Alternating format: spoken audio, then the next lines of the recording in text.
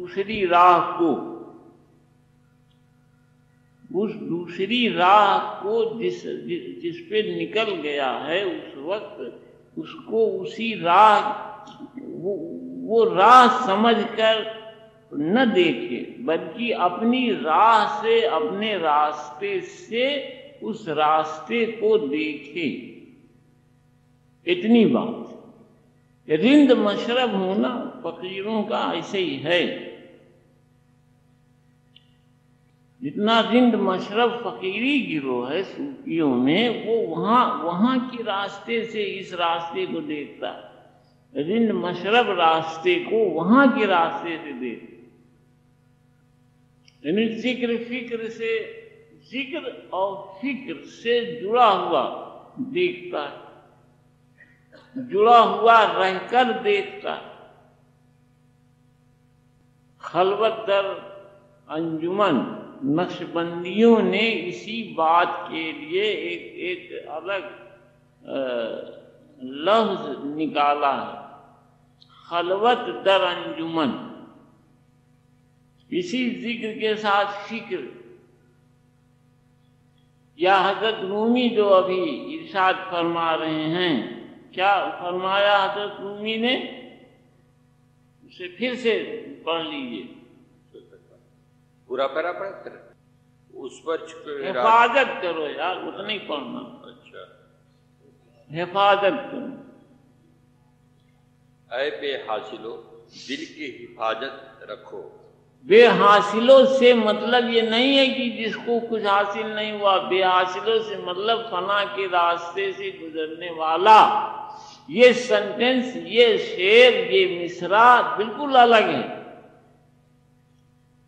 बेहासिली का मकाम जो असल जिंदगी है, फकीरी जिंदगी की असल जिंदगी यहीं से शुरू होती है। कुछ देर पहले अभी यही बता रहा था। ख्वाहिशों का अंबार जब तक है तब तक गैब अंदर नजूल नहीं करता। बेहासिली से जुड़ा उसकी उम्मीद सिर्फ ये है कि वो उसकी तरफ ध्यान दिए रहे, बस उसकी परवरिश होती रहे। एक जुमला मैं पहले बता चुका, फिर दोहरा रहा हूं, उसकी परवरिश होती रहे बस। इसी बात की दुआ। अब वो परवरिश जिस्मानी भी है और रूहानी भी है और दिमागी भी है और दिल की भी है। ये परवरिश की दुआ जब कबूल हो जाती है तो फिर उसे कोई फिक्र दुनिया की करनी नहीं पड़ती। परवरिश का जिम्मा जब वहां से ले लिया जाए तो फिर उसे कोई फिक्र नहीं करनी। अब तक हमने क्या बताया है, जरा इस पर रोशनी। क्यों भाई भुवनेश्वर भाई, जरा तो भाई। अपनी संतलत छोड़ देने के बाद जब गिरी में आए और दरिया के किनारे गुदड़ी सिल रहे थे, वहां एक सैक के गुलामों में से एक अमीर था जो देखा और कहा कि एक अमीर जी अमीर था जो देखा कि इन्होंने उस हालत से इस हालत में आ गए हैं, तो बड़ा चिंता किया और कहा कि इनका ऐसा हालत हो गया। तो उनके अंदर एक ख्याल आया कि फकीरी क्या है, उसके क्या मकाम है, उसको नहीं मालूम। उनको ये चीज दिखाए तो वो देख करके लर्जा तर्जा हो गया। और लर्जा तरसा जी, लर्जा तरसा, लर्जा तरसा माने डरना। फारसी जुबान की दो लफ्ज, लर्जा और तरसा। तो ऐसा हो गया। उसके बाद वो चला गया।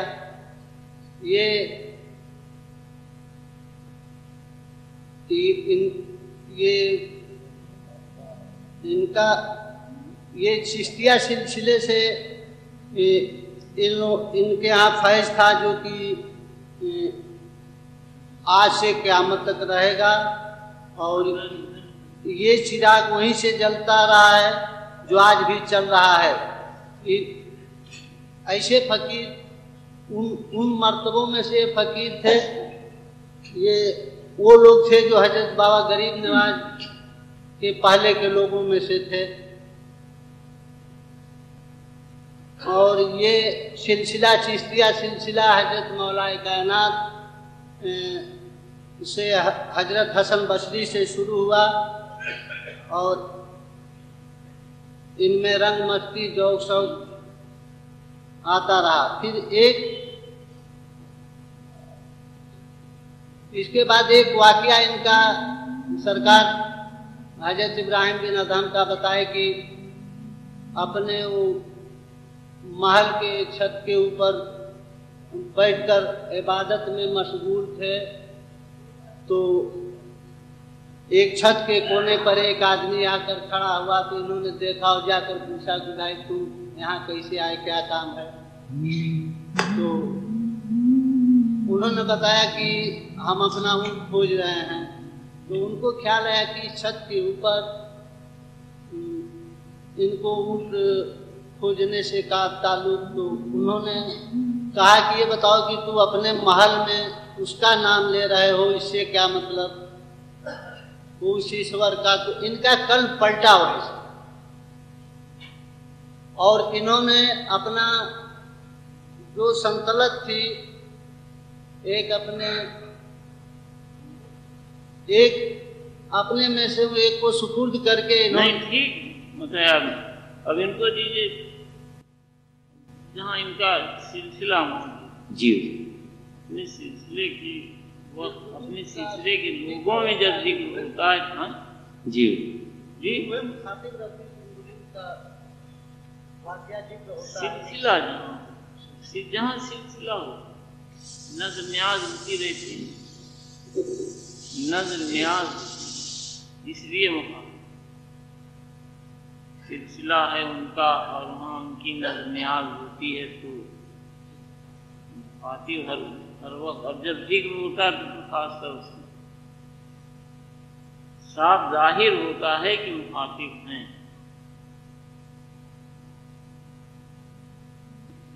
बहुत एहतियात करते हैं। चिश्ती सिलसिला हजरत मौलाए कायनात इसलिए बहुत एहतियात करते हैं, तज़किरा करने में बहुत एहतियात। ख्वाजा गरीब नवाज से नहीं निकला है भाई। ख्वाजा हसन बसरी ये कहाँ पहुँच गए? भूल गए उसे। ख्वाहिशें बातिन के मर्तबों की जुड़ी हैं, तमाम ख्वाब आते रहते हैं कि जी ये हासिल हो गया, वो हासिल हो गया। अक्सर होता है ऐसा। तो ये चीज़ें भी बहुत नुकसान पहुँचाती हैं आदमी। ये चीज़ें भी बहुत नुकसान पहुँचाती। मैंने यही बताया था जी। कोई चीज़ मिलती है तो वो ख्वाब से नहीं मिलती जी, असली हालत में असली तौर पे कोई आके दे तब बात हो। अजमल साहब को दीजिए लेक्चर न दीजिएगा, सिर्फ आइन पे बात। हमको लेक्चर देने से बहुत खूब आती है। हजरत बिन अदहम अपनी बादशाहत में बादशाह थे। एक दिन इनके महल में एक फकीर मौजूद होते हैं।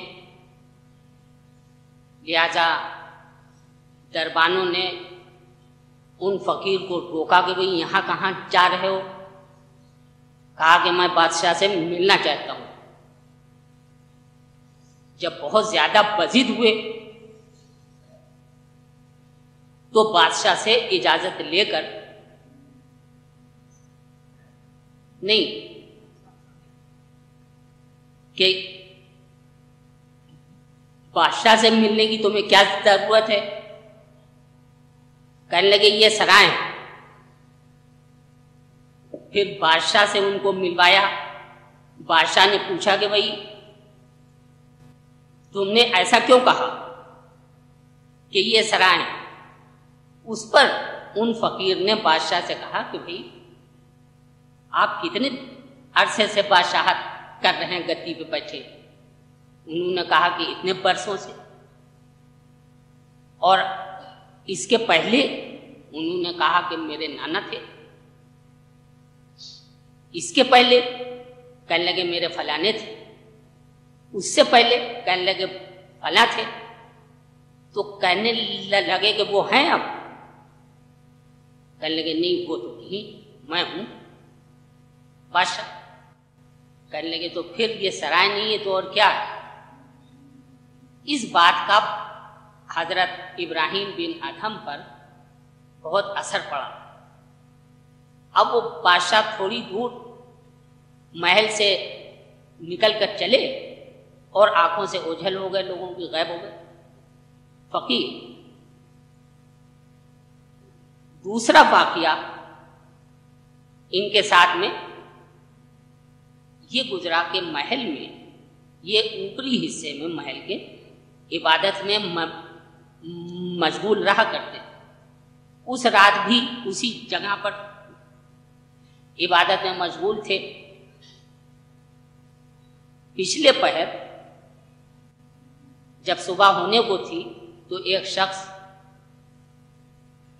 को अपने महल के कोने पर खड़े देखा। वो ये रात का पकड़ा। सुबह कहाँ? छत के कोने पर। तो आपने पूछा कि भाई तुम यहां क्या कर रहे हो? वो शख्स बोले कि मैं अपना ऊंट ढूंढने आया हूं। तो हजरत इब्राहिम बिन अदहम ने कहा कि यहां तुम्हारा ऊंट मेरी छत पर। बोले कि वो जो जाहिर हुए थे उन्होंने कहा कि आप जिस खुदा को ढूंढ रहे हो वो इस महल में?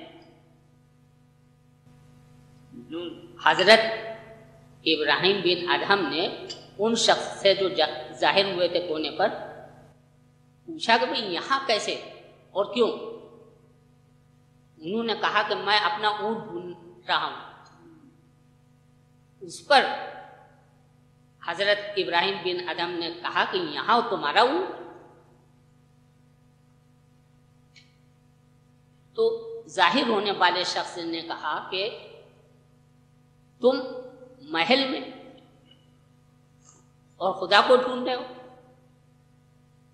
इस बात का काफी असर उनके दिमाग पर पड़ा और जाहिर होने वाले शख्स जो थे वहां से आंखों से ओझल हो गए।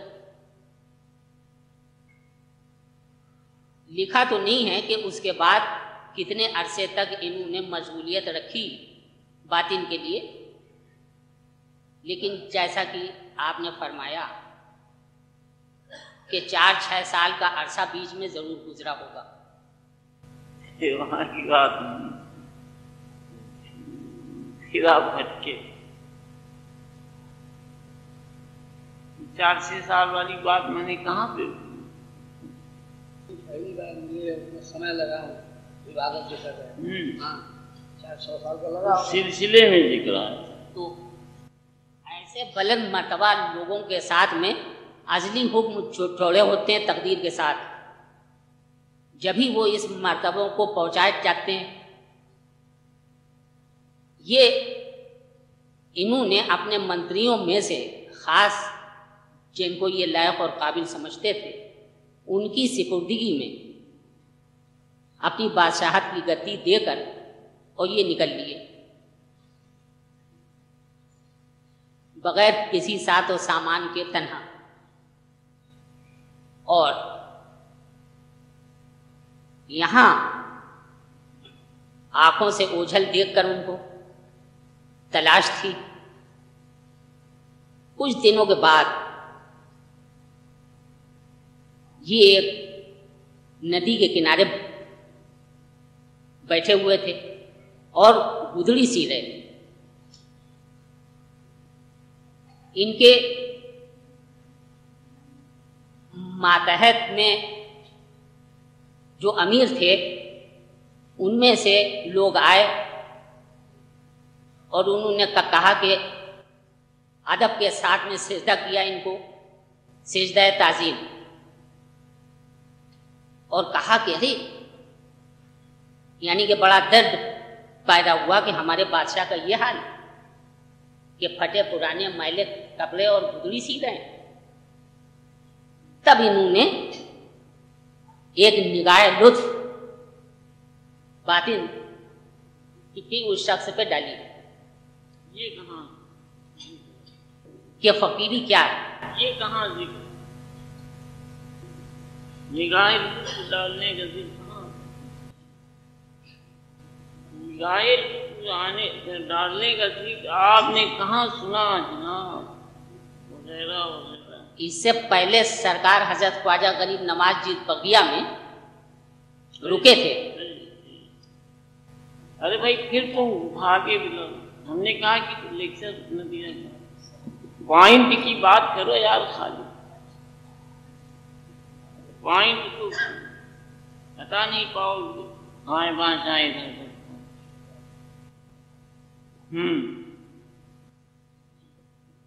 अरे फिर क्या होगा भाई, कुछ आगे क्या होगा?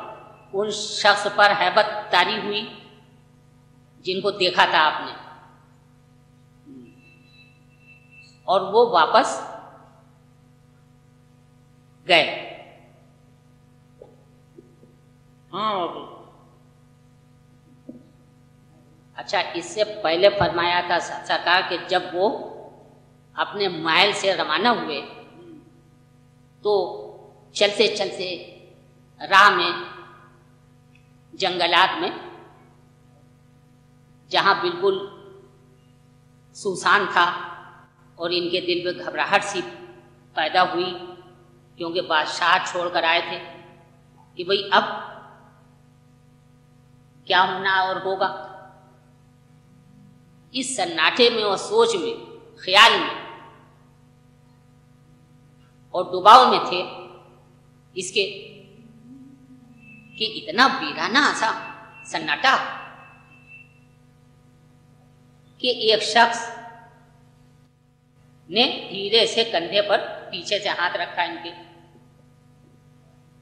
इन्होंने घूम के देखा, कहने लगे मैं खिज्र हूं और तुम्हें जिस चीज की भी जरूरत हो हमें याद कर लेना, जब भी याद करोगे मैं उस ख्वाहिश को पूरी करूंगा। इस तरह से हजरत का सफर जारी हुआ। पहले से अलॉटमेंट था तो इनकी बुलंदी का। ख्वाबों की बात इतनी है, वो इस तरह होती है कि जैसे सैर हासिल, ख्वाबों में सैर हासिल होती जी, मुकामात, इस मकाम से उस मकाम, या इस रौदे से उस रौदे, या ये बुजुर्ग वो बुजुर्ग, ये सब सैर होती। किसी मर्तबे की या रुतबे की मिलने की बात हमेशा सामने जाहिर होकर होती, ख्वाब में नहीं। ऐसे हजरत बाबा कुतुब साहब, हजरत ख्वाजा मोइनुद्दीन चिश्ती अजमेरी रहमतुल्लाह अलैह ने हजरत बाबा फरीद को बीच में खड़ा किया आपने और नियामतें बख्शी। यही दस्तूर, इस तरह का ही दस्तूर आया है ना जिक्र, जी आया है जिक्र, क्यों है? कभी भी ख्वाब, मतलब उनको भी तमाम, हजरत बाबा फरीद को भी तमाम ख्वाब आते रहेंगे,